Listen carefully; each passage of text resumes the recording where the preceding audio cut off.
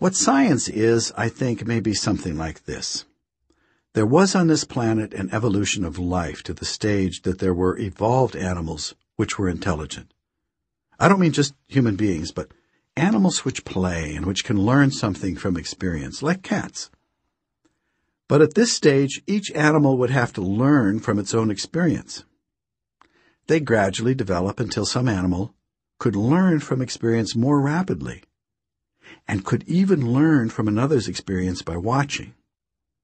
Or one could show the other, or he saw what the other one did.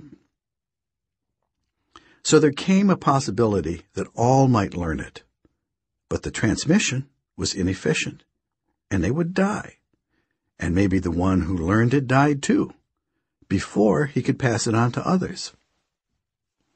The question is it possible to learn more rapidly what somebody learned from some accident than the rate at which the thing is being forgotten, either because of bad memory or because of the death of the learner or inventors?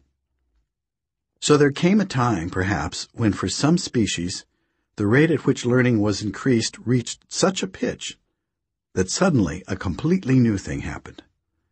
Things could be learned by one animal, passed on to another and another, fast enough that it was not lost to the race. Thus became possible an accumulation of knowledge of the race. This has been called time binding. I don't know who first called it this. At any rate, we have here some samples of those animals, sitting here trying to bind one experience to another, each one trying to learn from the other. This phenomena of having a memory for the race, of having an accumulated knowledge passable from one generation to another, was new in the world. But it had a disease in it. It was possible to pass on mistaken ideas. It was possible to pass on ideas which were not profitable for the race. The race has ideas, but they are not necessarily profitable. So there came a time in which the ideas, although accumulated very slowly, were all accumulations not only of practical and useful things, but great accumulations of all types of prejudices and strange and odd beliefs. Then a way of avoiding the disease was discovered.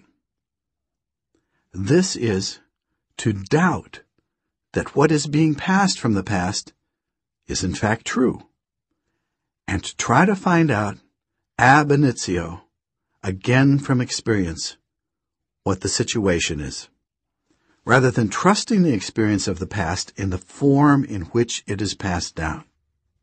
And that is what science is.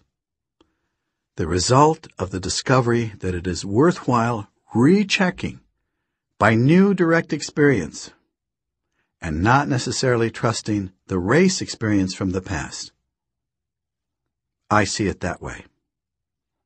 That is my best definition.